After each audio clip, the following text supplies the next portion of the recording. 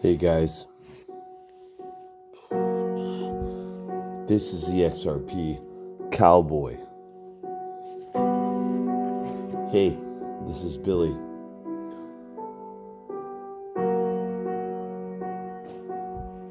There's so many things to say.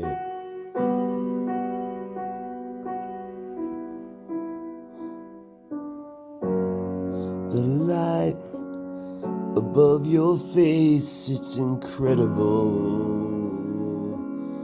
Please forgive me. I smell a sweet fragrance about you, and I know you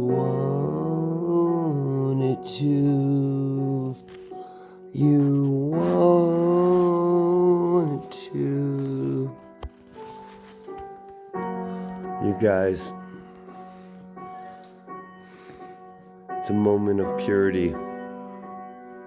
It's time to be true and come clean tonight. I'm going to make a series of videos. They're all going to be short. There'll be a lesson in them that will help you, even the greatest investors.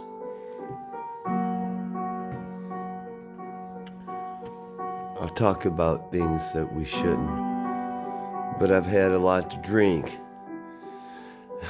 And I came here to get fucking drunk and fight, and I'm drunk.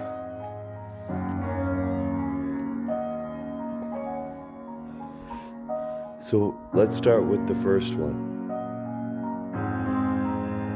The whale's blood. The whales don't want to see us fucking swim.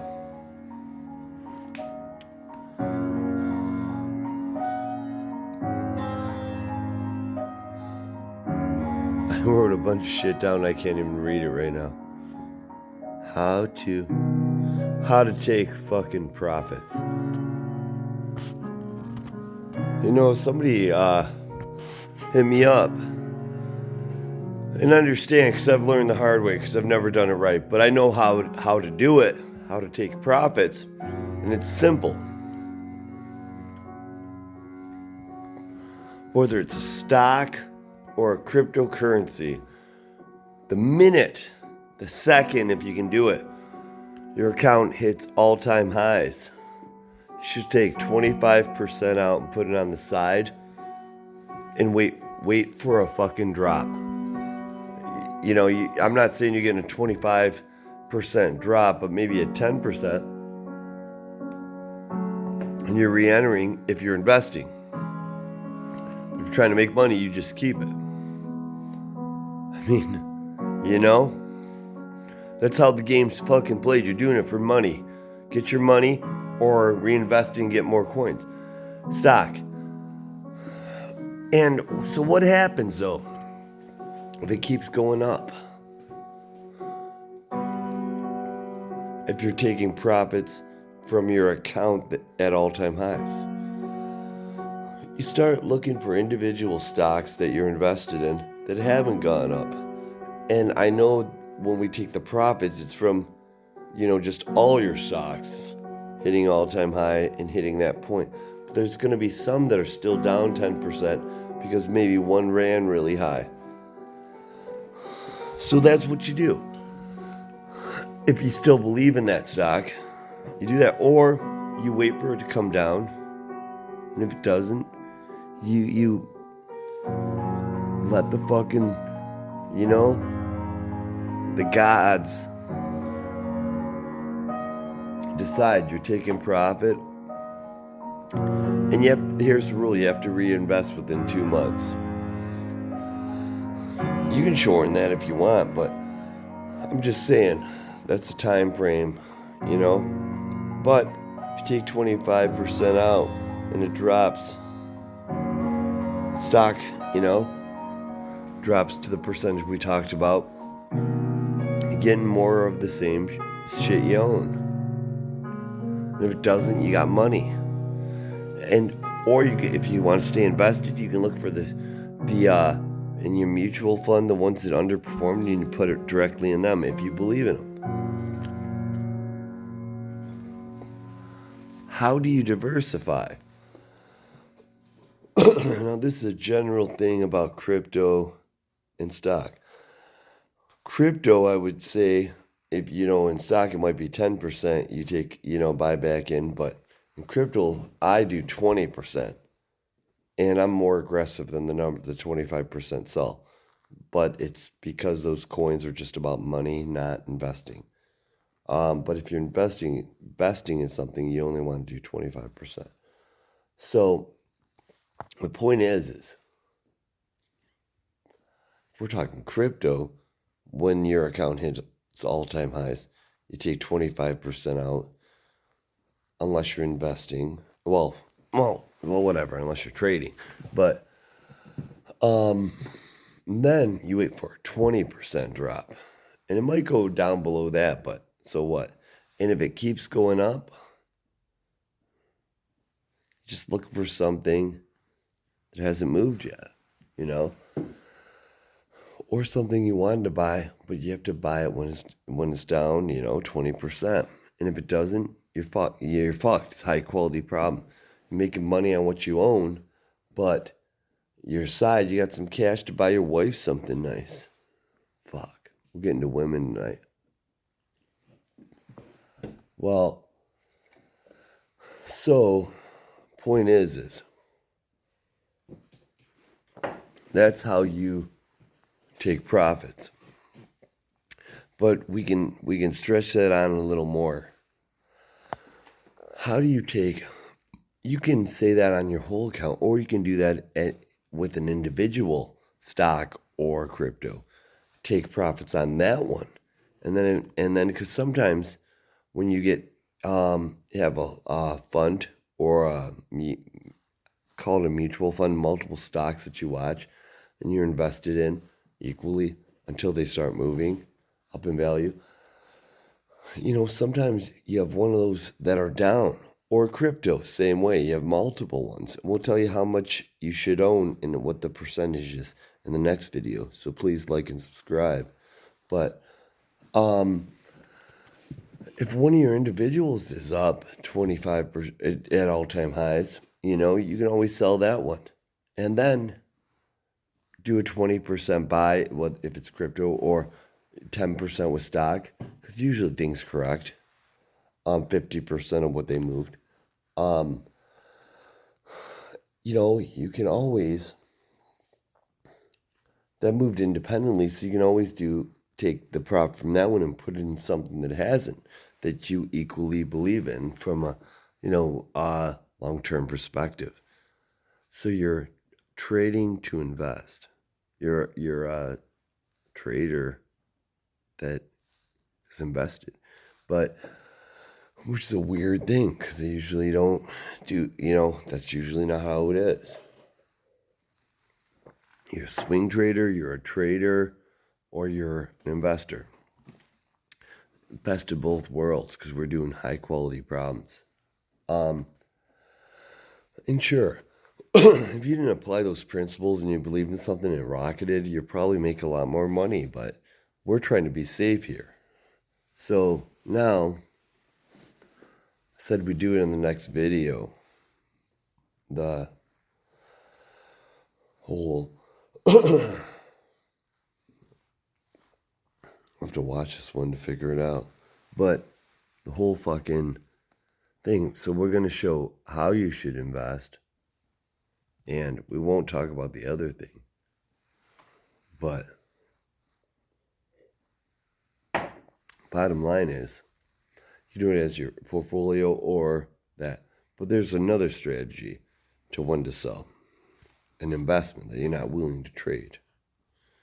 My dreamers, my fucking roadies.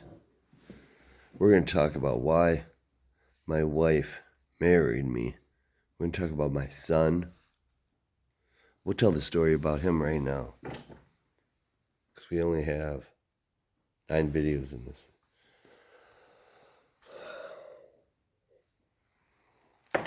Maybe we should talk about my dad.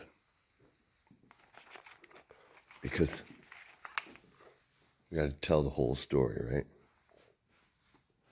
My dad was a tough fucking guy.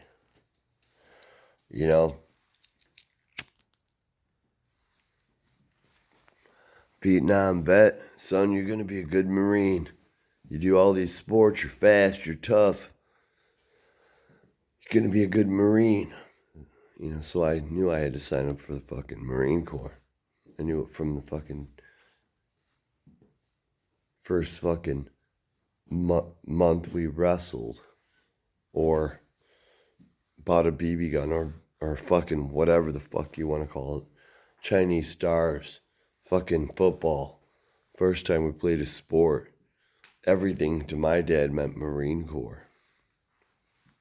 Well, maybe not everything, but I was in fucking Nam, Well, point is my dad, he raised me fucking tough. I'm not, yeah, tough. It's the only way I can describe it. You'll never do that. You think you're better than you are. You're a little kid with a lot of muscles, but you're a little kid that's like 9 years old, and he's calling you Bone fucking Lee, Rambone. It's like, I mean, Dad, you're like, I didn't know this at the time when I was little, but I'm like, Dad, you're 5'8", maybe 5'8.5", and you're 130 pounds. And you're the baddest motherfucker I've ever met, but you're gonna call me fucking Rambone, right? Fucker. But I love my dad, God rest his soul. He made me mean, he made me tough. He made me feel like I always had to work harder by telling me I wasn't good enough. And I didn't know it at the time. I thought he was fighting me, like any little kid would. But I wanted him to love me. So my love for him was so strong that him, like, reducing the love by telling me I'm not good enough or I'm never gonna fucking succeed, it actually it didn't matter because I had such a love for him. It was like I knew he loved me back, It's fucked up how the mind thinks when you're in need. But in all fairness, that was the generation. That's how they were. All my friends' dads were the same, But point is my dad fought me the whole fucking way. The better I did, the worse I was. Or the next guy was gonna fucking take something from me. My dad was a fucking physical guy. My friends I grew up with are like, how it's amazing where you've gone from what you were from. And I'm like, dude, that I had the greatest childhood in the fucking world, Point is when my son is my life and my daughters and my wife, but I go to these football games and my son was like the greatest fucking running back, receiver, quarterback, the flag football scenes ever had. And they don't have an MVP, but he was MVP the last 3 years and they won the championship. And he scored 90% of the time, and and tackled, tackled meaning grabbed the flag equally. He was a two-sided player. Well, when I was his age, we didn't play fucking flag. We played tackle football with our friends in the park, and we'd play in the winter or in the mud. Well, and it was tough. It was always tackle. There was no fucking flags. And my son, he fucking, transferred and I was tough. I mean, my dad would fucking put me through the wall. I mean, I remember when I was like 16, 17, just putting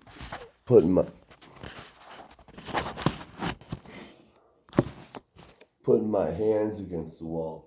My dad fucking hitting me and saying, "Is that all you got, old man? Hit me again." And I felt like the the more I pushed him to do that,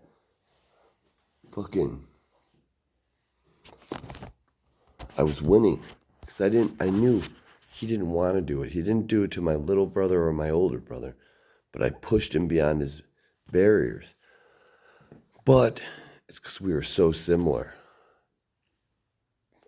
At least that's what Mom says. But my point is my dad I knew he loved me like the battered wife syndrome because I loved him so much and I wanted to impress him, but not to the degree at a track meet. He wanted me to beat a guy that I was faster than, and I lost to it when he said that because the guy's parents were fucking dicks, to say the least.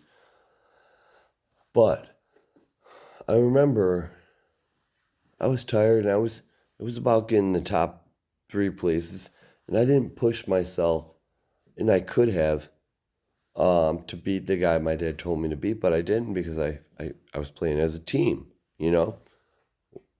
I'm not going to kill myself to beat my teammate. It's not going to change our score, you know? But looking back, I should have fucking kicked his ass. Point is this. I was fucking grown tough. And now that my son's transitioned into tackle football, because I didn't want to be my dad, because I want my son to know I love him every day, not to, question my love, the father's love for him. And I was never questioning it, but he didn't reciprocate me, when I was telling him, this happened or that happened. He always had something negative to say about it. And it pissed me off, mentally and physically. So when I had to play fucking football, it was tackle. I never played flag, and it was very easy to be physical because it was like I already had my ass kicked from my dad all the time. Somebody that fucking got paid minimum wage to kill people in Nam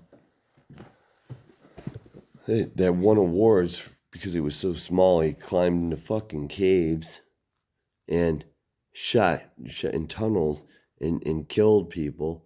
He got awards for it, and he never wanted to tell us about it. My mom did.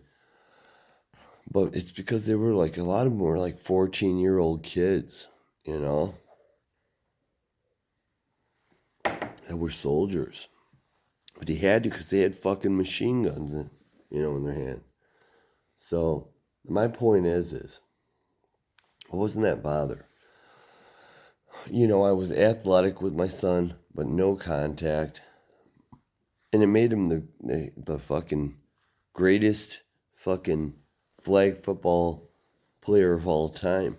But then now he's being benched, playing 3 or 4 plays from the beginning of the season. Now that he's getting more confident, they're playing him about 10% of the time, which is better. But, the coach say, your son is our guy.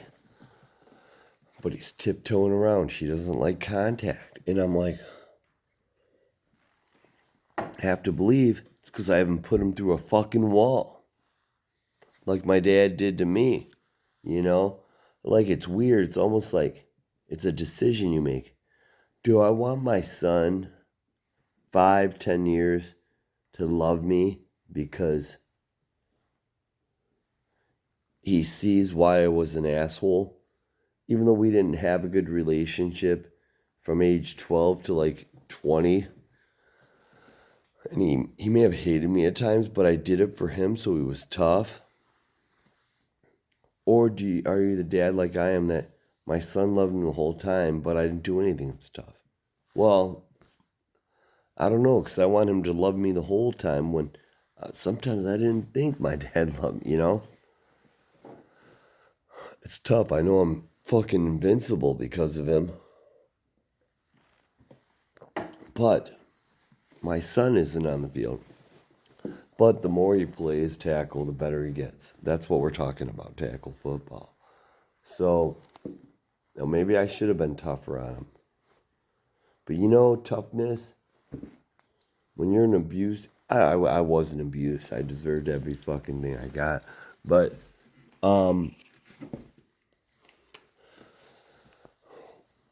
it's like, when you're abused, what was I talking about?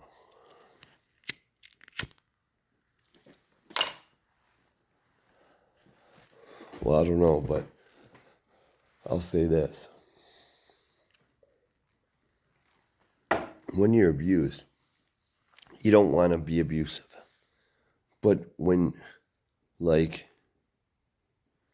those people have a dog that acts up and they, like, kick their dog, it becomes a hobby for them. People that have been abused, I'm not saying abused, but people that have been abused by their parents, or their father. So what happens is, they don't want to be abusive, but as kids, they might like spank the dog, but something comes over them. It's like an addiction, and they spank it harder. They kick it. They do all these things, and then they get older and have kids, and they're like, I don't even want to spank them because if I do, it's gonna turn into something significant. But some people cross that line, and it's horrific what the outcome is. I'm just saying, at the end of the day, my pampering my son is affecting his football. Like I said, more education.